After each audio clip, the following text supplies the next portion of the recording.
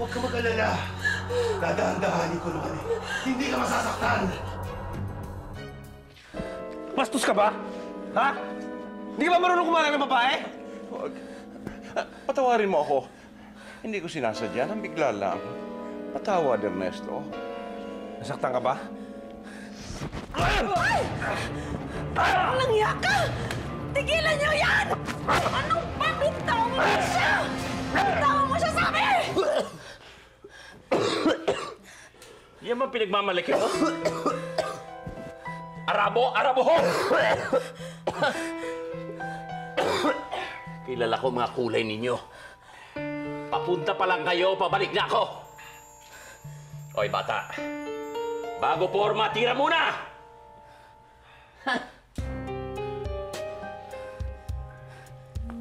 Masaktan ka ba? Hindi, okay lang to. Ayop tong matanda na to.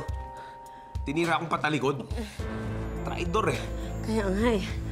Dapat pag-ingatan natin siya. Walang nga talaga yung matandang yan eh.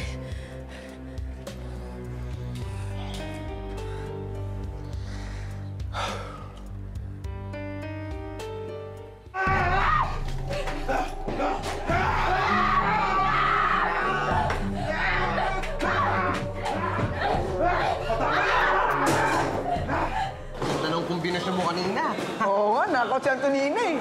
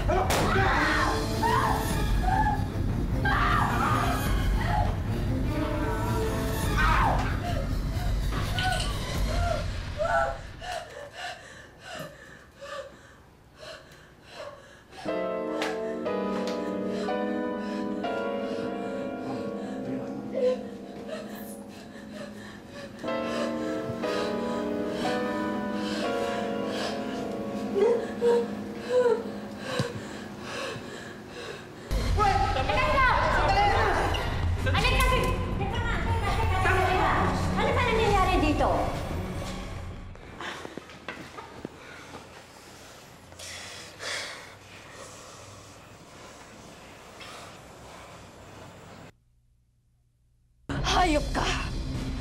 Ngayon sabihin mo sa'kin kung sino nagpag-aasa sa akin! Sabihin mo! Sigurado ka ba? Baka lalong gumulo ang buhay mo, Aba. Wala kang pakialam sa buhay ko! Ngayon sabihin mo sa akin sino! Sino nagpag-aasa sa akin sino! Aba, may anak akong dalaga. Kung may papangako mo na ikaw nang bahala sa kanya pag ako namatay, sasabihin ko sa'yo kung sino nagpa-rape sa'yo. Pinapangako ko! Pinapangako ko basta sabihin mo lang sa akin kung sino! Na nagpag-aasa sa'yo ay walang iba kundi ang taong pinakamamahal mo. Si Joaquin San Victores.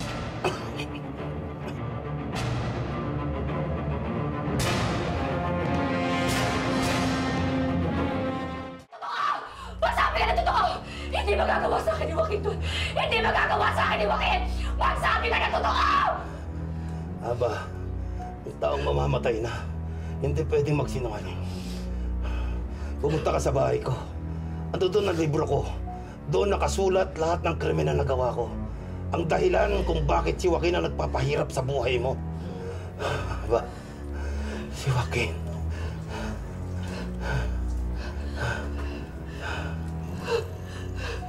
Sinungaling ka! Sinungaling ka! Sinungaling! Hindi magagawa sa akin mo!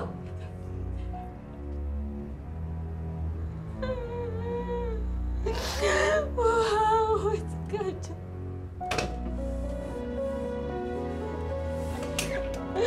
Hindi magagawa ni Joaquin.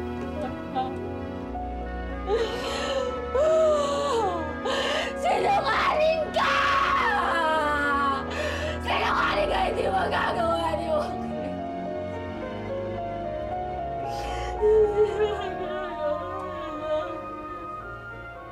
Bakit mo ba sinasabunutan si Isabela? Alam mo, kayong dalawa, pinadala ko rito para sa ganun matuto kayo ng self-defense. Hindi yung ganyan na nag-aaway kayo. Ano ba ang talaga nangyari? Lola, kasi okay na naman po kanini. Siya kasi, tinutuon niya yung boxing eh. Oh, Isabela, bakit mo naman ginawa yun? Eh, siya nga po eh. Ano nga ako? Ano, magsisinungaling ka ba? Gawin pa ako sinungaling? Oh, teka. Tama na, ha? Tama na. Pwede ba? Ang mga mata niyo? Terrible. Kayong dalawa, gusto ko matuto kayong makisama sa isa't isa. Gusto ko maging magkaibigan kayo. O yan ba namang hinihingin kong kapirasong bagay na yan, magagawa ba niyo para sa akin? Na kayo magkasundo na hindi na kayo mag-aaway? Po. Isabela. Isabela, sorry ah. Kaya mo sa susunod, di na kita sasaktan. Sige na, best friends na tayo.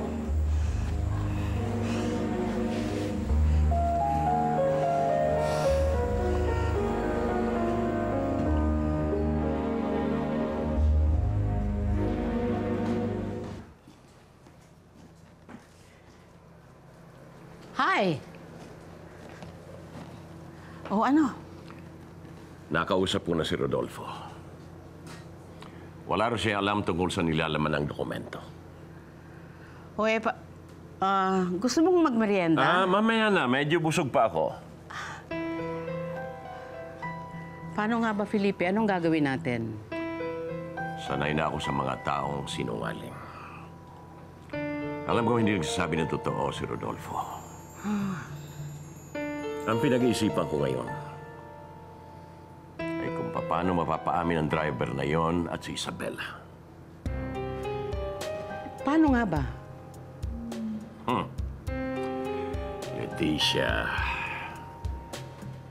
ang tao kapag pinitpit mo ang bambolitas, kakanta at kakanta yon. Kahit na pambansang awit ni Algosi, kakantahin. You're something else. Talagang walang hiya ka, no, ha?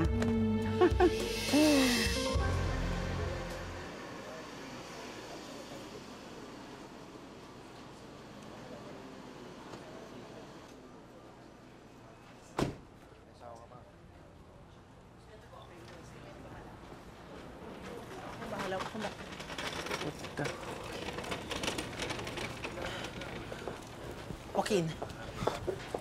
Ano nangyari dito? Sinugod si Ava ng huling rapist. Muntik na nga siyang mapatay pero naunahan na lang niya. Buti na lang. Basta si Ava. Joaquin, pinapasabi niya na you're not allowed to enter. Bakit? Ikaw kasi ang tinuturo ng rapist na nagplano ng panggagahasa kay Ava. We just wanna make sure. Hindi ka muna pwedeng pumasok dito hanggang hindi kami nakakasigurado kung totoo man to o hindi. Ano nasasabi mo? Are you crazy? No, Joaquin, I think it would be best if you just leave. Boys!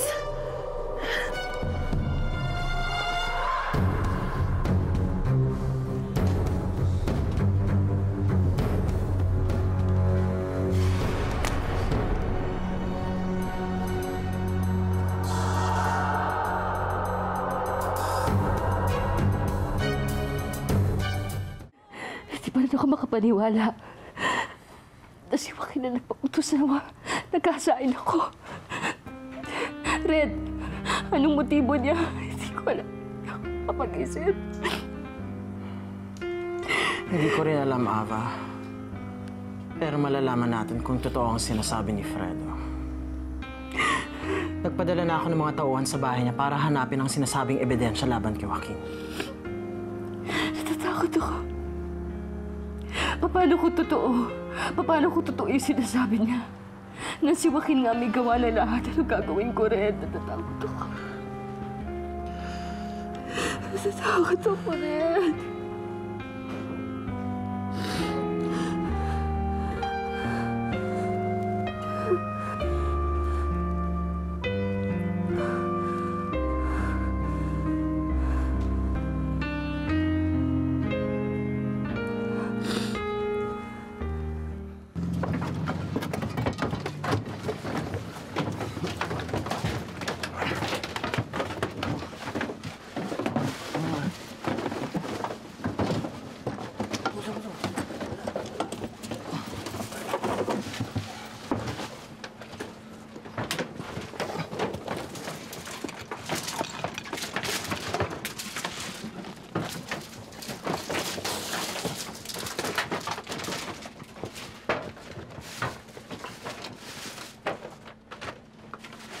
Pare!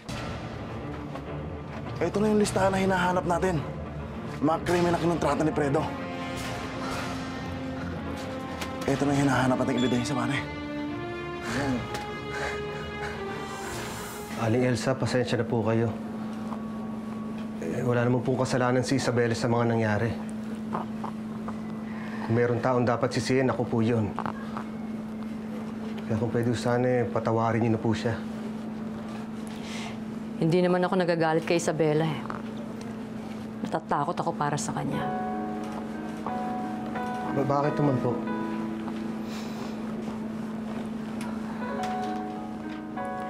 Rodolfo, kapag may sinabi ako sa'yo, may papangako mo ba sa akin na walang ibang makakaalam? Opo. Ipangako mo na kung ano man sasabihin ko sa'yo ngayon, hanggang hukay, dadalhin mo sikreto. Pangako po. Rodolfo, si Isabela. Si Isabela ang tunay na Antonina San Victores. Kahit di malaman o maintindihan, kahit na masugat. Oo, Rodolfo. Si Isabela ang nawawalang apo ng San Victores. Aling Elsa, kung totoo po yung sinasabi niyo, ba't hindi niyo po sabihin kay Doña Dolores ang lahat? Rodolfo, hindi mo naman naiintindihan eh. Alam mo, bata pa si Isabela, pinagtangkaan na ang buhay niya. Kaya ako siya tinago. Dahil hindi magkakaroon ng katahimikan ng buhay niya hanggat nakatikit sa kanya ang pangalan San Victores. Ngayon, nasa loob na ng mansyon ng anak ko. Para na rin nasa hukay ang isang paa ni Isabela.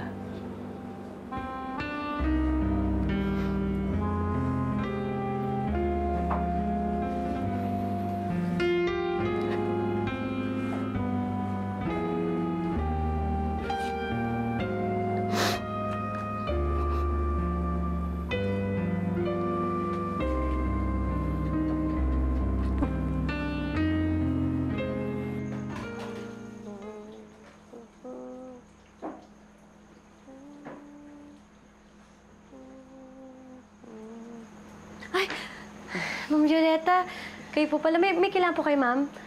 Huwag mo na akong tawaging ma'am. Maupo ka. Tawagin mo na lang akong tita dahil yun naman ang totoo eh. Ano pong nangyari yun? Hindi ba sa'yo sinabi ni Elsa na magkapatid kami? Kapatid ko si Elsa, di bali tita mo ako. Hindi ba? Talaga po? Wala naman po sinasabi si nanay sa akin na may kamag-anak po siya. Paano pa nangyari yun? Ay, naku talaga yan si Elsa. Oh. Masyadong masikreto yung babaeng yan eh. Sa dami nga ng mga hawak niyang sikreto, siguro pinangahawakan niya ang pinakamahalagang sikreto ng pamilya San Victores. Ano po yun? Wala. Basta. Siguro kung tamang kutob ko eh, matutuwa ka.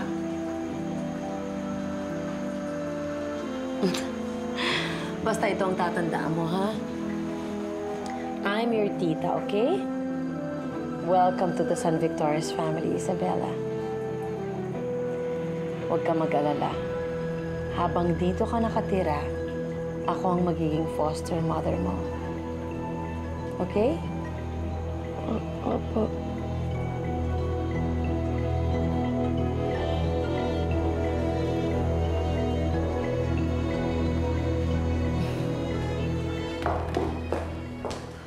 Ava?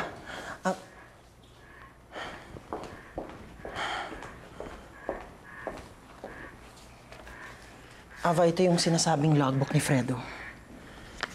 Nakalagay dyan ang mga date, mga pangalan ng mga biktima, mga uri ng krimen at ang mga taong kumontrata para gawin ang mga ito.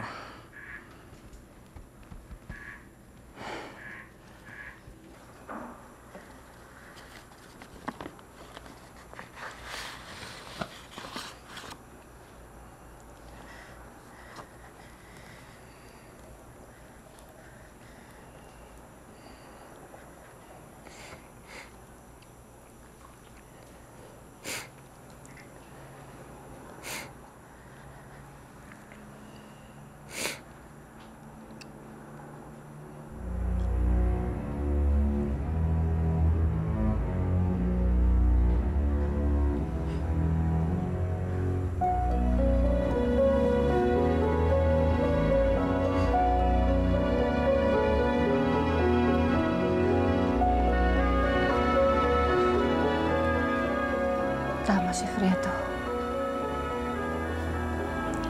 Si Joaquin nga nagpautos na gahasain ako.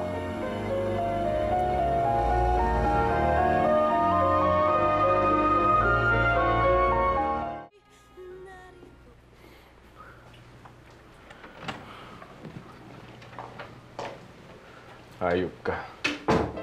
Anong kinalaman mo sa pagkakarip ni Ava? Ha? Anong pinagsasabi mo? Sira bang ulo mo? Hindi ko magagawa yun sa sarili kong kapatid. Pinalayo ko lang siya dahil gusto ko siyang makapag-umpisa muli dahil alam kong hindi mo siya matatanggap. Kahit ano pa mangyari sa kanya, tatanggapin ko siya. Ikaw ang sumira sa buhay ni Ava. Ikaw ang sumira sa buhay ko! Pwede ba, Joaquin? Ginawa ko lang yun bilang kapatid na nagmamalasakit, nagmamahal. Gusto ko siyang makapag-umpisa muli, makalimutan lahat ng mga masasakit na nangyari sa kanya rito. Siya ba iniisip mo? O sarili mo? Napakawalang hiya mo. Sarili mo kapatid, pinagkakaanulo mo. Nagtitiri ako sa'yo.